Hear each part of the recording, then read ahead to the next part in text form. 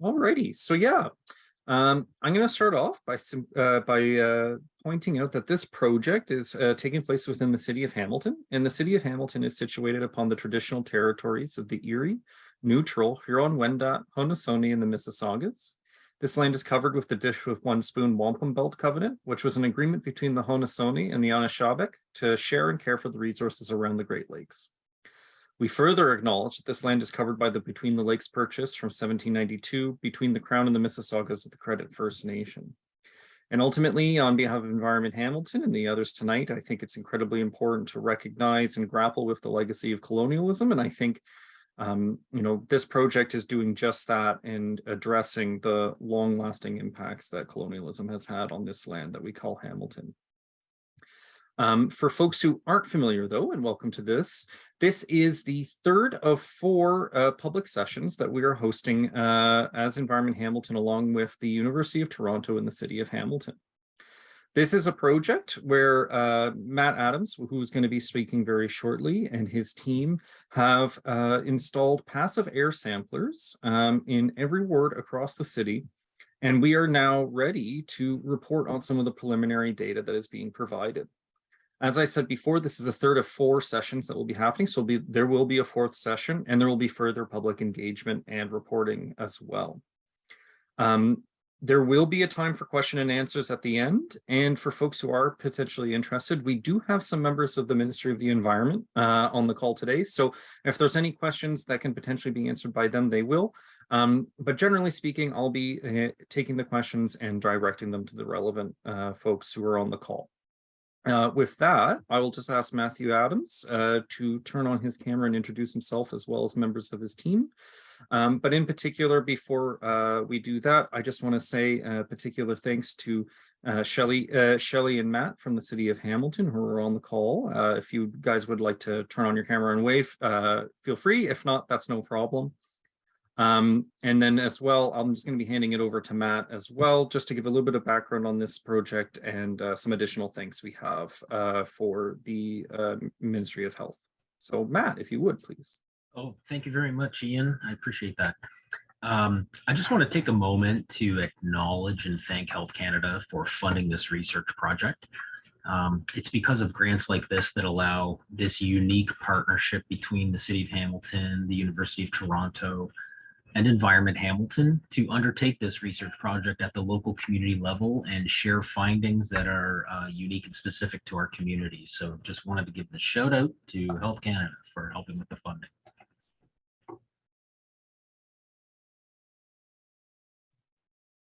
Ian, you're muted there. I can see you're trying to speak. I think you're on mute there, Ian. I was just saying, take it away, Matthew. Okay, great. Thanks, everyone. I'm joining you from a hotel room here, so sorry about the lighting, and I won't be able to see if you ask questions in real time, so we'll just have to take them after. So many of you have hopefully already aware of this, but I'm just going to give a little bit of a background to our side of the project. So it is this collaboration between the City of Hamilton and Environment Hamilton, who's really leading a lot of the outreach, and then myself and my research team at the University of Toronto, who are making air pollution measurements. We're trying to understand what the air quality looks like. All right, sorry, I just have to clean up my screen here. There's just lots and lots of controls in the way. So there you see it, and maybe you did see this image in the Spectator to my research, graduate research students installing passive air samplers across Hamilton. So we've been doing this since, well, for many months now, actually, for about a year. So I just wanted to go very broadly, what are the goals of this project? And what we wanted to see is, we know we have a few monitors in Hamilton that track kind of the temporal trends in air quality. We are really interested in what happens across space and across time, but we don't have as detailed as maybe the Ministry of the Environment monitors do for that temporal component, but linking the contrasts across space and looking if there are socioeconomic gradients that align to gradients of air quality that we see. In the field of academia, and this is often called social or environmental justice. We have seen this as a link in many cities across North America. It's been much more well studied in the United States, but it was actually identified in the early 2000s as a concern in Hamilton. A lot has happened since since that study was done in early 2000. So we're seeing, do these gradients, these socioeconomic gradients, still align to gradients of air pollution? And then more broadly, what does air quality look like across the city of Hamilton? Myself, I'm a professor at University of Toronto, but I do live in Hamilton. I have since 2011. So I've been studying the area since I came in 2011, and fairly well aware of what's going on and kind of the intricacies of air quality and industry and the need for economic development over the years. So it's a complex problem for sure. We're not going to talk about it today, but we're also looking at a number of different pollutants, which is interesting. We're measuring a lot of the common ones that are captured for things that go into air quality health index, for example, such as nitrogen dioxide and ozone. But we're also capturing a lot of other pollutants that are industrial related, for example, such as benzene, which is of general concern over the years in Hamilton, and benzoate pyrene. I'll preface this by saying we haven't been able to finish those analyses, so you're not going to see that today, but we are still working on those pollutants to understand what they look like across space. And then sort of one of the goals that I hope we can achieve, and we can definitely for some of these pollutants, is give citizens a better idea of which of these Hamilton or even the Burlington air monitors they should be looking at to gauge their own risk. Many of these pollutants are often low throughout the year, and then they spike often in summer, such as ozone or SO2.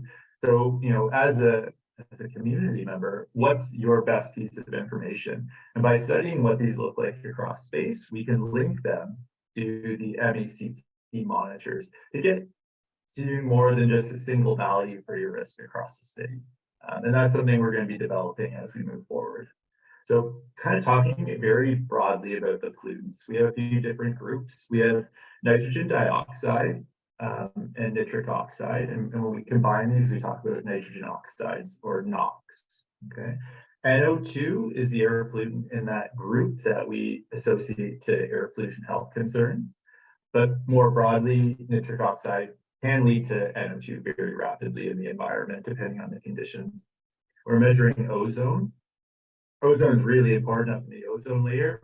Ground level ozone, though, a lot of respiratory effects. So we definitely don't want to be breathing that in. Sulfur dioxide. This is a traditionally or currently industrial related pollutant. We used to have a lot of sources of sulfur dioxide through transportation when there was more sulfur in gasoline. With the removal of sulfur from fuels, or the significant reduction, actually, I should say, we see SO2 being a primarily industrial pollutant. We're looking at this group we call BPEX, benzene, toluene, ethylbenzene, and xylene. I think in Hamilton, we're much more particularly interested in benzene based on historic concentrations being elevated across time. And then we're also looking at a group of pollutants called PHs, or polycyclic aromatic hydrocarbons.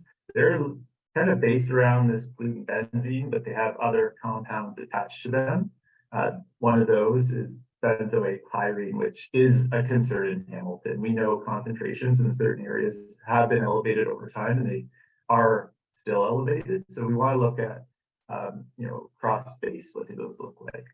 We're trying to look at this from a seasonal perspective.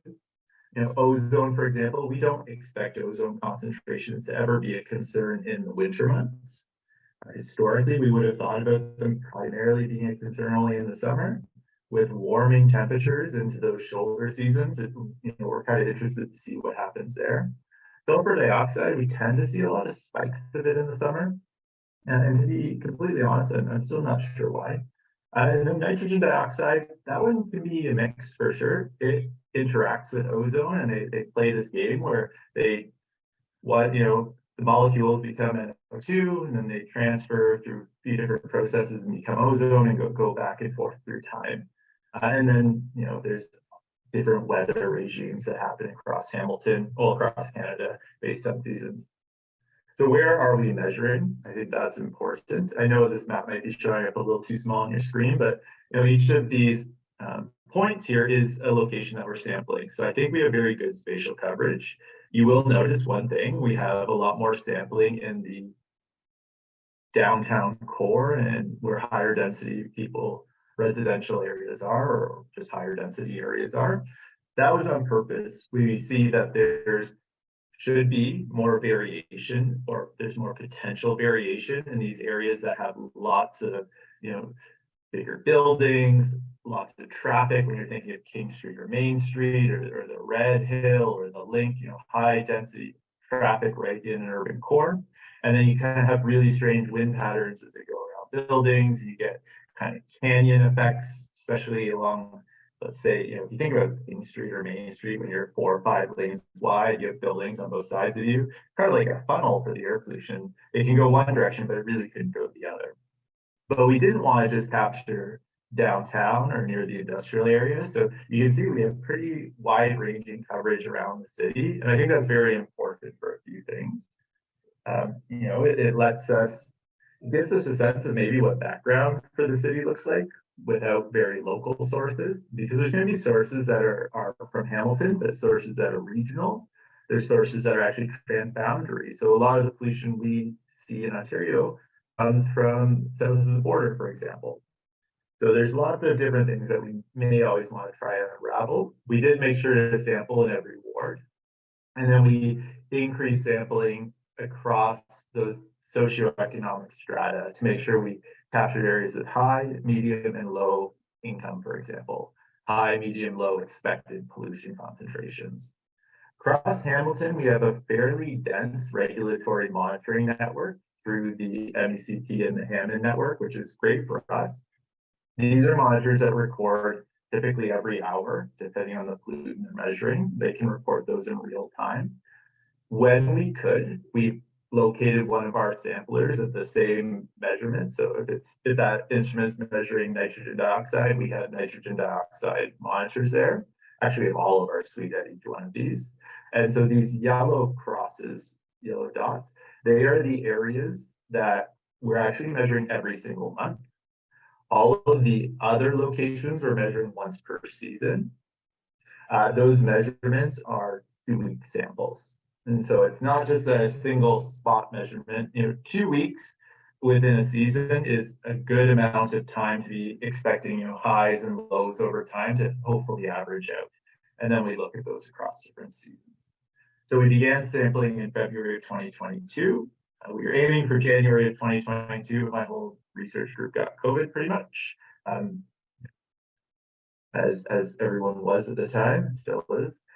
So we started in February, went monthly until April, including April, missed May and June. And so we're going to touch back on that now. Went July through still current every month sampling, and we're going to continue the project until June of 2023.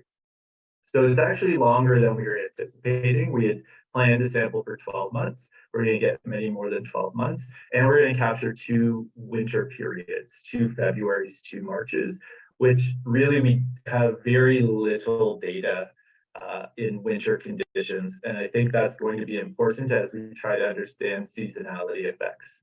We have historically, my research group, Dennis Core, and lots of other people have done a lot of measurements that's mobile or passive sampling, and a lot more of that's happened in the summer or in the spring and fall. So it's nice to have this addition of more winter sampling. Winter winds are kind of interesting in Hamilton. We get temperature inversions sometimes. So in the lower city, below the escarpment, we don't get good mixing of air. And what happens when you don't get that good mixing? Pollutants can accumulate. And that typically happens in the winter conditions we see in Hamilton. So I think it's really important, and it's really good that we'll have these 2 winter seasons. It'll give us a lot more to think about as we move forward.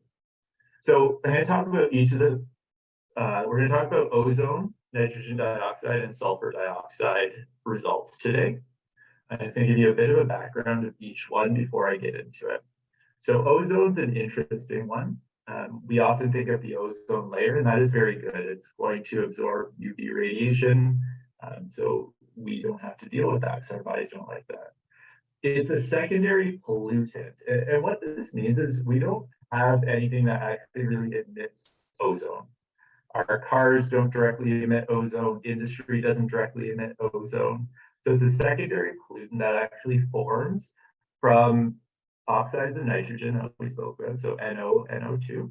And then these other compounds called volatile organic compounds.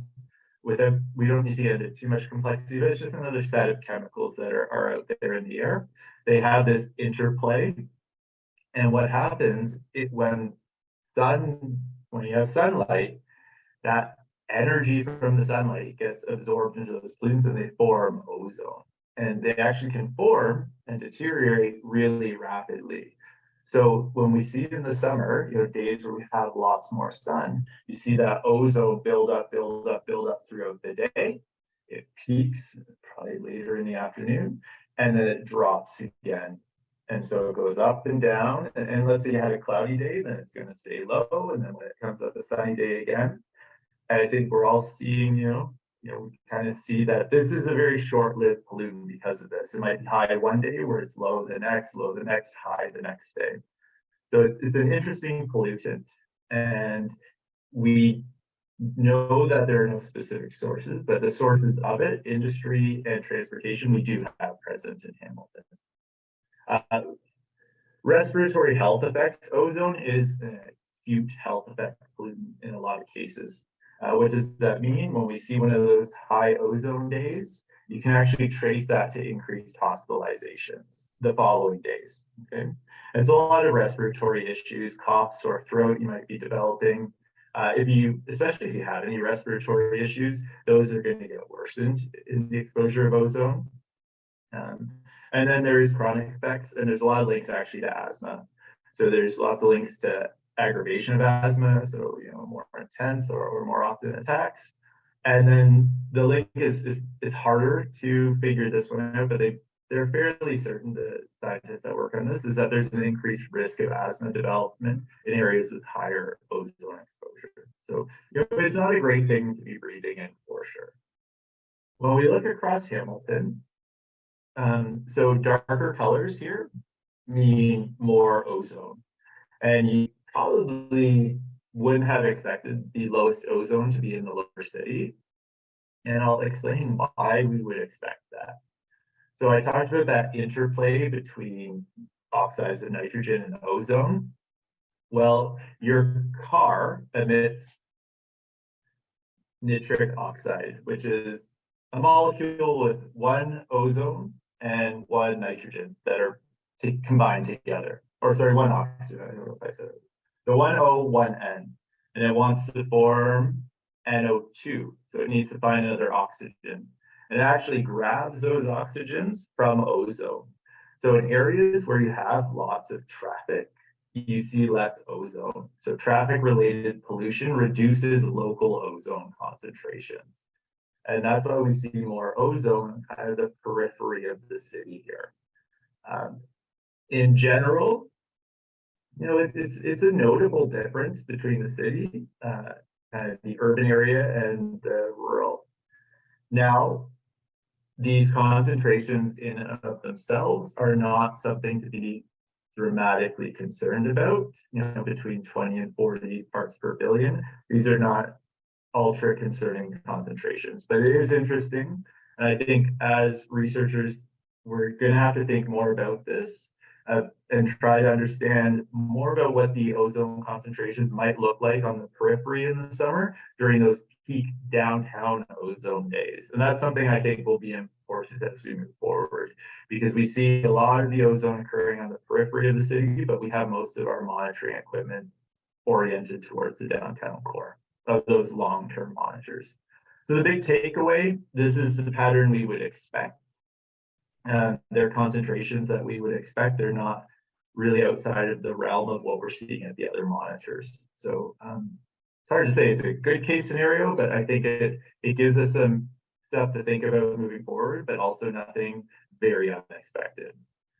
Here's just a distribution of how those ozone concentrations look. So, each height of the bar is indicating that there was a monitor. So here's, one red 20, one red 40, one red 39. It's just showing that we probably captured a nice even mix with the average being, right around here. Nothing too unique, but that will be important, that graph, for other pollutants.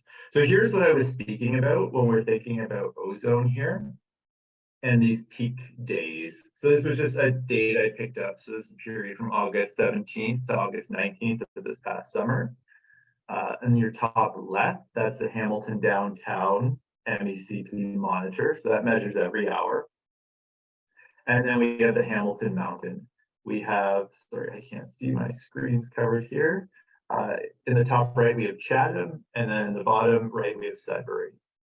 And so I think what this tells me, and what I always expect, I think if you hear about ozone concerns in Hamilton, and you maybe already have respiratory challenges, you just hear it in the news, it's probably across the entire province.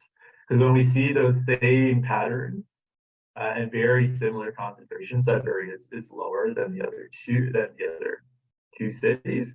But if you hear about Hamilton broadly having ozone concerns for that day, it's a pretty good sign that it doesn't matter where you are, and that maybe think about either not participating in physical activity as much, or if you are, and I'm not really one to ever say don't participate in physical activity, maybe do it in the evening or the morning before ozone has built up. Ideally in the morning before ozone is built up. But we do see those peaks each day, and that's what we tend to see in ozone. Unfortunately, our monitors across the city give us one measurement per 2-week period. So we don't see these individual peaks. But the big takeaway, you hear about ozone concerns and you're a citizen, you want to know what to do, probably applies to you no matter where you live. That's most likely going to happen in the summer.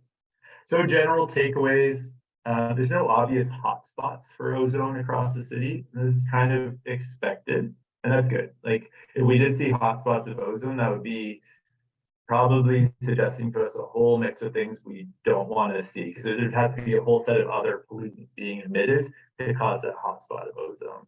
Ozone's a short-lived air pollutant, so there's going to be a general background and then those spikes in the summer. Any of the Hamilton air monitoring stations, or really probably any in the Greater Toronto area, are good estimates of what your exposure would be in Hamilton.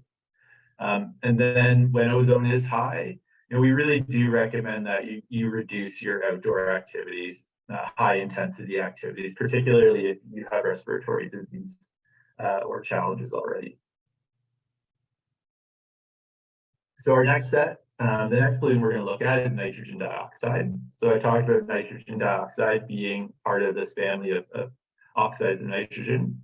Nitrogen dioxide is the component, though, that we do see associated health effects. Those are respiratory system and cardiovascular system health effects. We have groups of people who are more at risk, the elderly, those with lung diseases, and then children as well. Children are an at-risk group because they just simply breathe a lot more air relative to their body mass. And, when you have more exposure relative to yourself, that's never a good thing. Sources of nitrogen dioxide, motor vehicles and industry. Mostly across Ontario, it's going to be motor vehicles. In areas that do have industry, you're also going to get NOx from there, burning of fossil fuels. And our exposure comes from breathing it in. NOx concentrations, we see kind of a mirror image of what we saw for ozone. We see higher concentrations in the downtown core and Long Beach Boulevard here. So this is sort of the area surrounding the industrial core, but also an area that's very heavily trafficked, and it has a lot of traffic with a fair bit of congestion, particularly along the major highways here, and then kind of our minor highways of King Street and Main Street that go through the downtown core, and just all of the traffic related air pollution there. As you move further out from that area, kind of the suburbs, we see moderate concentrations, and then in rural communities, we see relatively no, trending towards very, very little nitrogen dioxide. The range here, yeah, it's pretty significant. You know, a 10 part per billion increase is notable. Like you would have differences in health effects for sure between people who are breathing in air that's 2 or 3 parts per billion versus 10 to 12, for example. And it really just depends on which measure you use. But in the air pollution health sciences, we usually measure changes in health effects against 10 part per billion unit changes in nitrogen dioxide. So this gradient that does exist is significant. It will have impacts to health. I don't have those calculations in front of me, and they are kind of complex to work out, but it is worth, this is something we still need to pay attention to. It's hard to think about control measures just because it's such a dispersed pollutant. Like every car that's driving is emitting nitric oxide, which rapidly changes in the air to nitrogen dioxide. So that's going to be a challenge moving forward. We don't need to look at that. Again, concentrations highest in the lower city. I think around some of those major highways, as they move outside of the city, I was seeing concentrations weren't as high as I maybe expected as you go, let's say the 403 a little bit out, past Ancaster, the QE towards, kind of headed past probably like 50 Road, doesn't seem to be as high as someone might have expected. This is the one that was most surprising, but at the same time probably wasn't. But it's going to show spatial patterns that are very unique compared to the other two. It's sulfur dioxide, and it really is a industrial related pollutant. There isn't other sources. There would be some from shipping, and we do have, a semi-active port. And essentially, it's just fuel that's used in large ships. It's not as clean as fuel that might be used in other transportation sources. But industry is the major source of sulfur dioxide. Again, respiratory system, cardiovascular. So your lungs and your heart, to be very blunt, are going to see health effects from breathing in sulfur dioxide. And then the same at-risk groups for individuals who are going to be more at risk for equal exposures. And for the majority of the city, we see very low concentrations of sulfur dioxide. To be honest, most of our monitors were picking up nothing. That doesn't mean there was no sulfur dioxide in the air. It just means, our monitors are able to measure very low concentrations, like high parts per trillion, and they still weren't able to see anything. And that's a very good sign. The unfortunate piece of what we did see is along Beach Boulevard, right here, 2 monitoring locations. One's right beside one of the Hammond Air Monitoring Network stations. We saw consistently higher concentrations of SO2. And I would say they're concerning. They're notably high. Right now in the field of air pollution sciences, like we moved from measuring at like parts per billion to parts per trillion as kind of the measure, because we still see health effects and concentrations much lower than these that are being observed. My kind of general takeaway, and I think everyone, as many people that are familiar with Hamilton, it's an industrial pollutant. I didn't show a windrows, but for the most part, the winds are coming from the west. So they're passing over this industrial core, picking up those pollutants, and they are moving sulfur dioxide right onto that area near Beach Boulevard. I think it's probably, well, what we're seeing, I think what we're seeing is it's a very spatially isolated concern, but it really is a concern. Those are elevated concentrations that I wouldn't personally want to be exposed to. Okay, so it is something that is there. We don't see too many other high concentrations. Here's that graphic again, and you can really see like most of our concentrations in Hamilton are 2 or lower, and this is across an entire year. A couple higher, but then these 2 spots on Beach Boulevard being notably higher across that year of sampling. And I would say that's probably the area we need to continue paying attention to, whereas the rest of the city probably, even I was actually quite surprised. These monitors, some of them are very adjacent to a lot of industrial activity, and I thought they might show up. But even they're not really, maybe this one right here is really right in the industry. But like, unless you're really in the thick of it, if you are to the southwest of it, which is where the majority of residential areas are, you're probably not being too impacted by sulfur dioxide, which is a good thing. If you are on Beach Boulevard here, unfortunately, it does look like you are going to be impacted and exposed at a much greater rate. So yeah, unlike the other two pollutants that we looked at today, ozone and nitrogen dioxide, SO2, sulfur dioxide, is a very isolated issue within Hamilton. It's a very specific local region. And when I start digging into it, we see in Hamilton there are 3 primary sources. These are well-known sources of SO2. So these are companies that report to the National Pollutant Release Inventory for their known releases of SO2 into the air. And they are quite high. So beryllium carbon, ArcelorMittal, Dofasco, and Stelco. And so that's the takeaway there. We know the sources are there, and they do seem to be impacting that local area.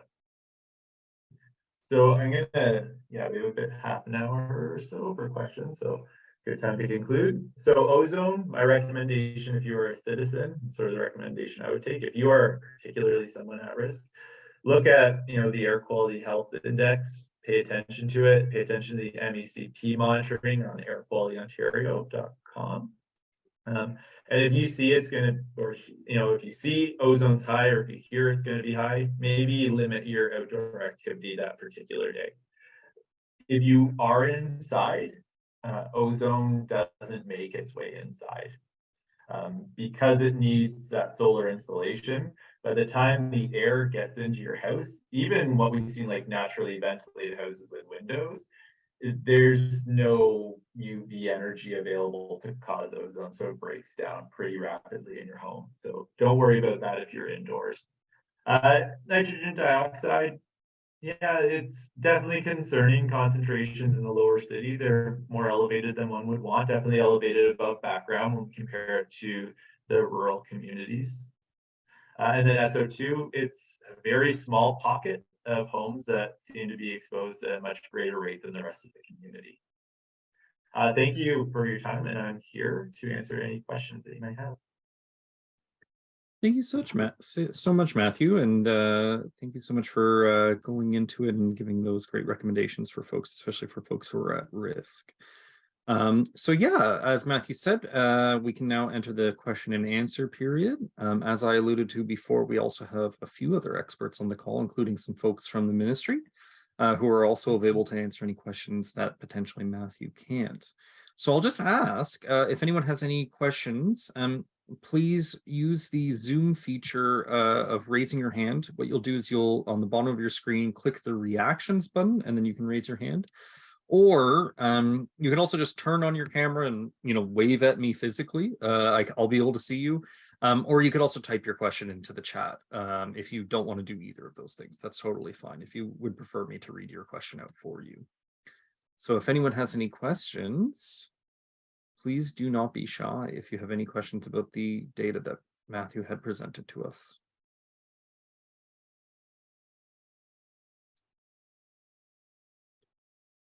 Matthew, I wonder, your presentation was perhaps so good that there are no questions. You explained things so thoroughly that no one is stumbling over themselves to ask anything. So I thought I would just ask you one question that I have, and maybe I'll inspire someone else to ask a question. But I think with regards to the effects that you saw with nitrogen dioxide and the effects there, with ozone, I really appreciate you kind of going into the details about the kind of impacts of potentially having ozone entering your house. But are those same concerns there for nitrogen dioxide? I guess questions that sometimes we get in Environment Hamilton, people ask, especially for folks who live in the lower city, is should I leave my windows open, especially in the summer when it gets a little bit hotter, and if someone doesn't have AC, is that something that someone should be concerned about with regards to the nitrogen dioxide? Yeah, so first, if you do not have AC, and like the idea of like living in a really hot home versus ventilating it. I think the health risks of heat far outweigh the risks of the air pollution you'd be exposed to. So I would suggest ventilate. I the NO2 that is present in the air will make it in your house. The only way to really get it out would be kind of charcoal scrubbing. Like HEPA filters won't get rid of it because it's a gas. I think we've become a lot more familiar with HEPA filters following COVID, but it's a gas, so you would need some sort of charcoal. And from what I've seen, commercially available systems are probably, sometimes they add a little charcoal there to get rid of some scent, but I don't think it would be sufficient enough to remove NO2. So yeah, if it's present in the outdoor air, it seems to be present in the indoor air. But if you are concerned about if you don't have air conditioning, especially how hot it gets in the summer, do not be closing your, heating up your house based on trying to reduce air pollution. I think the acute heat exposure would be far more concerning. Great, thank you. And I believe M. Francis, do you have a question? I do have a couple of questions. Thanks very much. I couldn't figure out how to make the hand waving work. Oh, no, I saw you raise your hand anyways. It's great. Thank you. Okay, good. Thanks very much for your presentation, Matthew. Appreciate it. A couple of questions. So you said the nitrogen dioxide levels for people who live in the downtown are concerning and will have health impacts. Can you say anything in a bit more detail about like the rates of cancer, rates of impact to respiratory disease, heart health? Like, how does this relate to the health information studies in more detail? So that's my first question. And I'll just tell you the second one.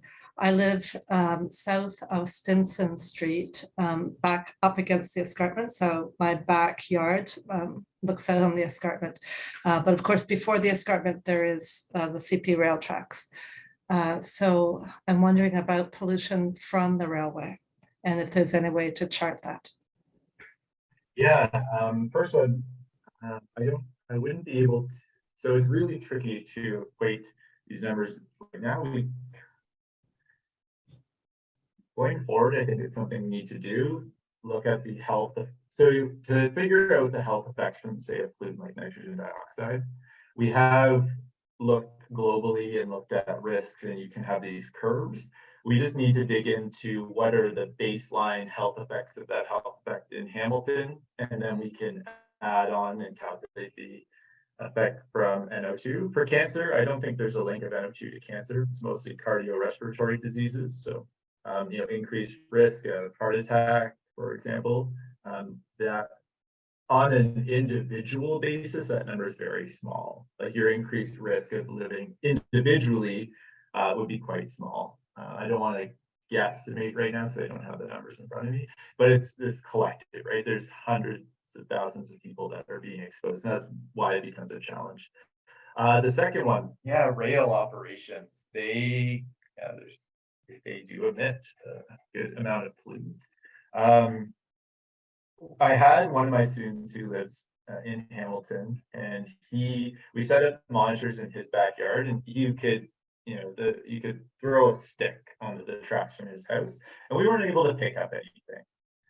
With just like with active rail, if you live on you live on like a rail line where the trains are just like actively moving through, we couldn't see any notable increase across time. And we were looking at nitrogen dioxide, for example, in that case. If you live in an area where you back onto a rail yard, I am not sure how that would affect. I would suspect, though, just given how, like anything, as you have more activity that's isolated, and especially low, no engines tend to work as efficiently by stopping and starting and all of that. So in those sort of activities along rail yards, I would suspect you would see elevated concentrations. But where active rail in Hamilton, where trains are just passing by your house, it doesn't seem to have much of an effect. And we looked at that, putting monitors that were measuring in real time, so we could watch the train come by and see if there was any impact. And that was within less than probably 25, I'll say less than 50 feet. So I think if that's your case, it's okay. Okay, that's helpful. So going back then to the first question regarding health impacts more broadly, heart health, it sounds like, and respiratory health. Are you planning in this study to kind of map out those risks in any more detailed way? And In this study, not in this study, but I think everyone on the team sees this study as like our first basis for moving forward. Like we're identifying hotspots, or well, like we were hoping not to identify hotspots or elevated concentrations, but now we know where to target future analyses, future if interventions are possible, or education. And there is like I am not an epidemiologist. I work with a lot of great ones, and it's something we can look to do for sure. Those sort of calculations have been done across Canada by Health Canada, but they have not been done at like a neighborhood scale that I am aware of. If someone from public health or the MOECP knows of something where we've looked at, neighborhood scale impacts of these air pollutants, feel free to chime in. I'm not aware of any, but I agree. I think it's important to understand those community level risks.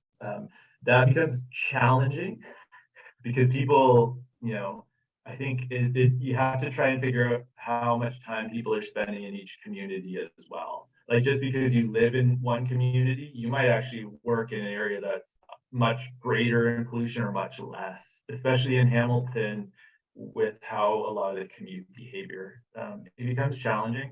I, stepping away, would really love to do in Hamilton personal monitoring of these pollutants. So getting individuals who live in the community, get them strapped up with monitors for a couple of weeks, and see what individuals look like based on their behavior across the city and how they move, to give additional evidence to what we're seeing. Sorry, it's a non-answer, I get it. Within this study, we won't be able to calculate out neighborhood scale health effects, but at the same time, we could, I think there's been some health effects studies for a number of these pollutants at the city scale. If you're in the hot spot, you're going to be above the citywide average. If you're in a cool spot where pollution's lower, you're going to be below that citywide average. okay, finally then, can you make these slides available to those of us who are participating? Because for us to determine that, we'd have to put our own maps up against your map. But your map is quite difficult to read in terms of identifying where exactly, I fit in relationship to those spots. Oh, absolutely. So part of this project, like this is preliminary data analysis. We're going to be building we're essentially going to build a website that you'll be able to go to with interactive maps, click on your location and get a sense of what the different pollutants are. We're just not there yet. We're just not at that point, but that's one of the outputs. Imagine at first it'll be static maps with the goal of more of an interactive web portal that you'd be used to looking at, like simple, open it up, look at the map, look at the different pollutants and see where they are. Okay, very helpful. One more thing. If you are looking for people to volunteer to wear pollution monitors around on their bodies for a couple of weeks, I'm happy to volunteer. Okay, perfect. I'll hold you to it. Thank you. Great questions. Oh yeah, thank you so much. And then in the chat, we had a question from Ruth. Is the study going to identify the polluters so that preventative measures can be put in place? Matthew, if you want to take a stab at this, but you already alluded a little bit to what we're aware of, at least with regards to sulfur dioxide, certainly. But if you'd like to elaborate on that one. For sure. So something like ozone and nitrogen dioxide. Nitrogen dioxide, for example, if you drive a car that's not electric, you're a polluter. And so that's a collective challenge for sure.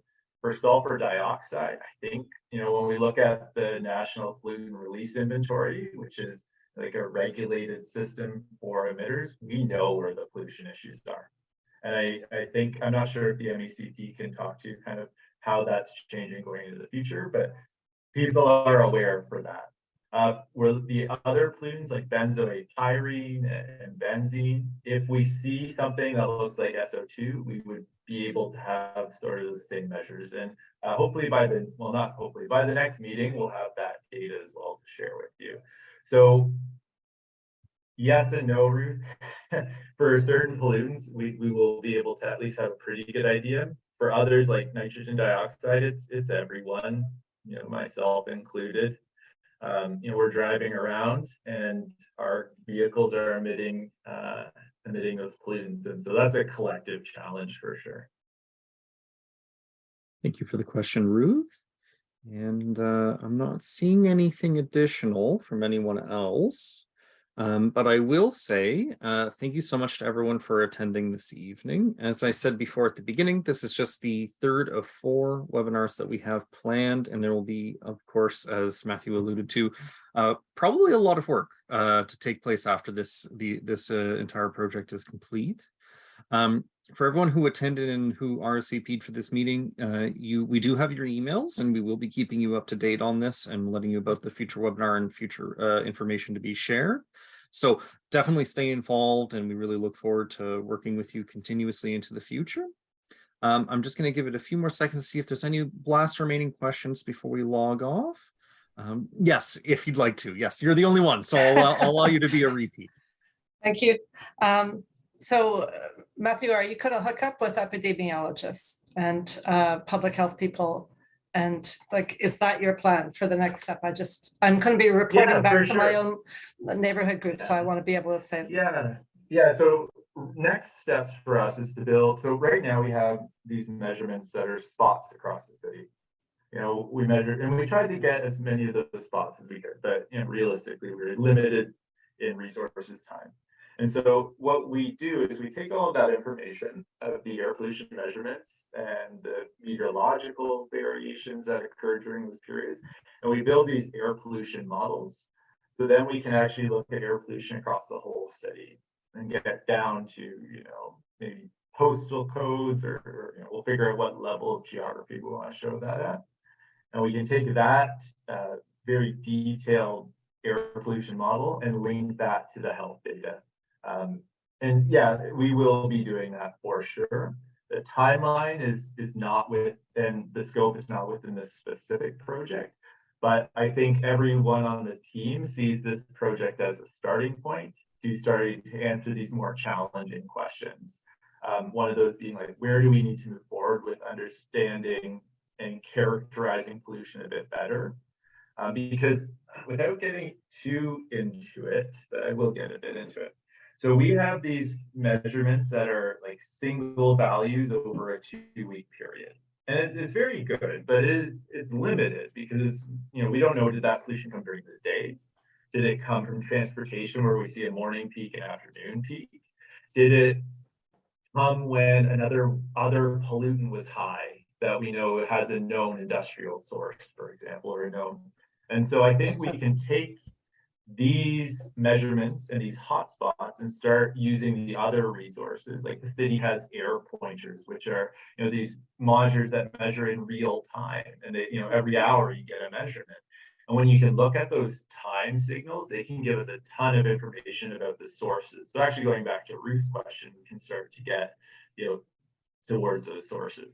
Once we build those air pollution models, it's, you know, I have a great team of epidemiologists I work with. It's not hard for us to link those to the health effects. So once we get all of the data, we can build the model. We grab some population characteristics, and then we can scale it out to the city. We're doing that for West Toronto right now, actually, for NO2, looking at a number of health effects at a neighborhood by neighborhood level. That data was just collected a couple of years ago. Unfortunately, you know, my group, there's 10 of us. Things don't move as quickly as I'd always want. But yeah, most of the health effects kind of scale though linearly. Like if your air pollution is twice as much than somewhere else, your risk is probably something along those lines. You know, it's kind of like that. So, but we will. That's the intention for sure. You know, what's going on, and at the same point, you know, I hope we could, I don't know, some of these maybe we can get more information on how to improve and think about intervening and trying to improve or reduce people's exposure. That's always challenging. Okay. I see there are a number of other comments, follow up from Ruth and from Ben, so I'm going to. Great. I'm just going to take a moment to read Ruth's question in my head. I'm trying to read it aloud. Thanks for the answer. I was thinking about the large industries and the chemical smells I smell along Burlington near Birch, wondering where they are coming from. Also just thought wind speed direction overlays would be quite informative, as winds do swing around from northeast and are generally quite complex around the Great Lakes. Looking forward to learning more as we're progressing. Yeah, no problem, Ruth. Thanks for messaging. Yeah, and absolutely. The wind in Hamilton is going to play. Luckily, it has, wind is on our side for the most part, other than the individuals who live along Beach Boulevard. If we, if the wind directions were consistently the other direction, we'd have a far greater concern and issue for air quality across Hamilton. Ben, are the hourly air quality time series charts? Yes. So they are available, Bill, or Ben, sorry, Ben, and they are on, I just always Google Air Quality Ontario. I think that's the website. And you can go into a link called pollutant data. And maybe Ian can find it and post it while I'm talking. And you can look at the current measurements, which are like just the previous hour before. You can look at charts, and you can download all of that data. It's actually been as an open data resource. The MOE at the time was far ahead of other groups for getting that data available. So that's for some of the monitors. And then there's the Hammond Air Monitoring Network as well. And that is going to have, oh, great, thanks for posting it. That's another set of the industrial located monitors for air quality as well. So between the two of those, all of the data is publicly available, which I think is fantastic. Okay. Are our rates of pollution substantially different from West Toronto? No. Where you are, I would say they're not substantially different. I think in Toronto, we saw a greater variation, essentially higher concentrations in some spots, but about on the same scale, to be honest. It's not dramatically different. So how I always try to explain air pollution when we're thinking about variation in concentrations within Canada, or at least Ontario, is we see, and Dennis Court here is on the call, and he did a lot of the mobile monitoring that kind of led us to this understanding. See more variation within a city than we do between cities. So if you tried to calculate a citywide average for Toronto and a citywide average for Hamilton and a citywide fill in the blank, they'd be slightly different. But if you look at neighborhoods within those cities, they can be dramatically different. And it happens really rapidly. For a lot of pollutants, if you're 300 meters within a major highway, that's a really big peak that drops off really quickly. So you're adjacent to a major highway, which some people often are, and we see that, I think even the link, there's houses that back right up onto it and spots along the other highways as well. Within a few hundred meters, very elevated concentrations. 400, 500, 600 meters away, those concentrations drop off fairly sharply. So, yeah. Dennis, I see you've turned your camera on. Yeah, first of all, thank you, Matt. This has been very informative and extremely well explained, if I may say so. Since you were mentioning highways, I just wanted to add, by the way, Matt has done an amazing amount of really good work with the mobile monitoring data, where with the good offices of the Ministry of the Environment, they let us use their monitoring van to go around and monitor air quality where people actually are, which is what's important.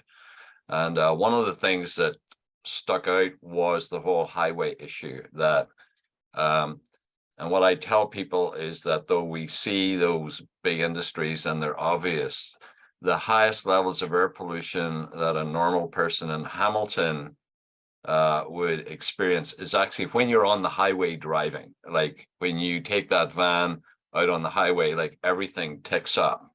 And I usually recommend to people before they go on a highway to put your vehicle ventilation system on recirculate, so you recirculate the air inside. Matt has pointed out to me that the CO2 levels tend to go up from your exhalation, and you can see that because the water vapor you exhale, the windows start to mist up a bit too, so then you go to outside air. But usually if you're near any big diesel trucks on the highway, you really should put your ventilation system on recirculate, and it's just a button you push on your dashboard. Thank you, Dennis.